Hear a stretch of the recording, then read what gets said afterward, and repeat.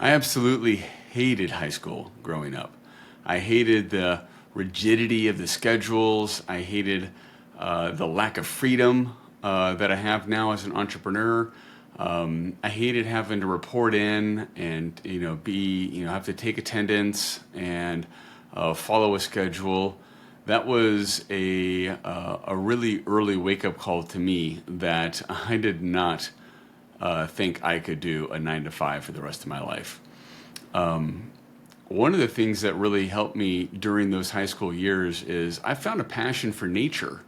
Also, tinkering with computers and computer games. I used to do this in high school as a form of escape.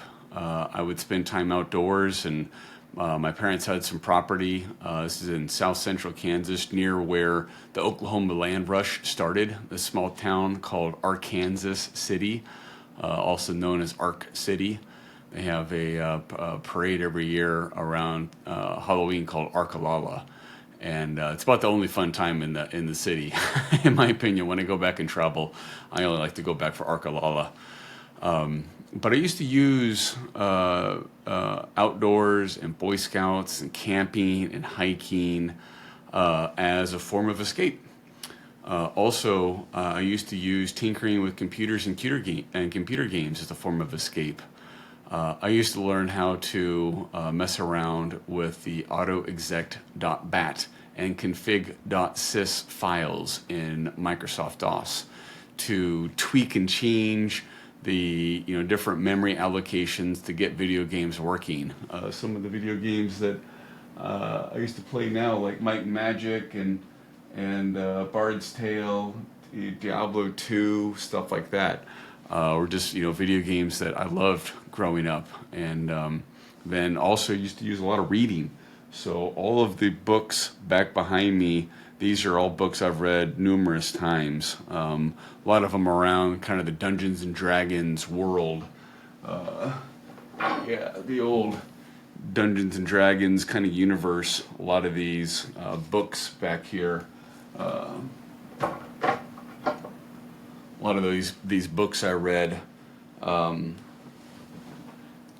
Really, I read these books because they were fun. They would get my imagination, or my imaginathan, going, as I like to tease my partner and my kids with. The use of all of these and all this sort of stuff came up for me in particular when I was trying to figure out, like, what the hell did I want to do when I grew up. And I read a article in the U.S. News and World Report about lucrative careers. This was in 1998. So at that point in time, there were, just some very early success stories in animation. Pixar was doing really well, and Toy Story and those kind of like movies were coming out. And the U.S. News and World Report made an article about how some of the most lucrative careers. One would be 3D animation and an animator. And because I had a lot of interest in fiction and in computers, I thought, like, hey, maybe I could do this. And ended up attending a weekend at the Art Institute of Colorado in Denver, Colorado. Got accepted, and ended up, when I finished high school, in South Central Kansas, moving to Denver and getting a degree in media art and animation. The challenge I found, though, is that 3D animation wasn't really my true calling. I've learned a lot about editing, like what I do for these videos and websites and that sort of stuff that has carried through in my career. But it was really tough for me because pretty quickly when I got to Denver, I understood that this was not something that I could see myself doing long term. I don't like just sitting behind a computer and just like working away forever. I like interacting with people. I like being able to jump in and help out and talk to people. I really enjoy meeting with and talking to people. And even still now, I facilitate lots of networking events and meetings in my neighborhoods and stuff, and just get to know people. But even though it wasn't my passion, and it was uncomfortable, like working through a college degree that midway through I didn't think was going to be very beneficial for me, but I wanted to stick it out and just get the degree and be done, so that I wasn't just flip-flopping and quitting. Honestly, I don't. I'm not a quitter. I don't look at myself like I'm a quitter. And with all of the triathlons and stuff that I've done, you can kind of see it up in here. These triathlons that I've done, that definitely shows that I'm not the kind of guy to quit when things get tough. These taught me that my path is not linear, and more than likely, neither is yours. It's okay to pivot, taking in feedback and pivoting and going in a different direction. It's completely good. That works really well. I think that's just part of our life as humans, that we are going to pivot. Something else that I think is really important is bringing in other people or the right partners. When your skill set is not the only skill that it's going to take to get the job done. If you don't have the ability to complete the project, who else can help you? So that's what I used to do. I used to bring in, even though I wasn't very great at 3D animation, I would get jobs and gigs for other college classmates, and then I would set them up, and then they would complete the work, and we would kind of work on it together. And I've used that in my entrepreneurial career significantly, bringing in partners. My first supplement business, was a teammate with a couple of other partners, and we started it and grew it to, $109 million worth of supplement sales. I look back on it, I still think that's amazing. $109 million worth of sales. So few people, I think, can credit that, to their resume. And it was that tinkerer's mentality I had growing up, playing with video games and trying to problem solve and figuring out creative solutions to get beyond where we were. That's something that I would encourage any of you that are watching. If you don't have a natural curiosity, if you don't have the tinkerer's mentality, if you don't like to play with stuff and mess around with things and explore, where things can go and what things can do, that's a really great skill set for you to develop. I always recommend people find creative solutions, to just answering standard problems. It helps you get beyond standard procedures. You can think your way through a number of different ways. Something too to remember as well, I wasn't a great student. I got B's and C's. I got a few A's here and there. I didn't get onto a dean's honor roll until the end of my high school and the end of college. It wasn't until I kind of done all the hard stuff, and then I was having fun doing the fun electives, that I was able to get better scores. So I would encourage you, if you're watching this, if you don't know who I am and you're just a random person out there, across the internet, just keep in mind, you don't have to have top grades. That's not necessarily a prerequisite for ambitious goals and remarkable success.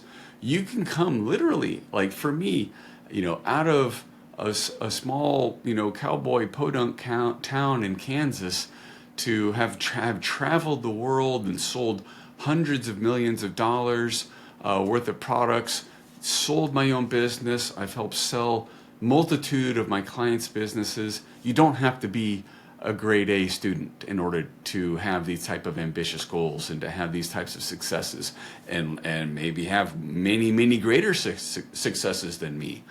My journey as an entrepreneur, I've had the downs, and challenges and tribulations, and I've had these incredible successes, followed by more down times and tribulations and turmoil, and then more uplifting moments.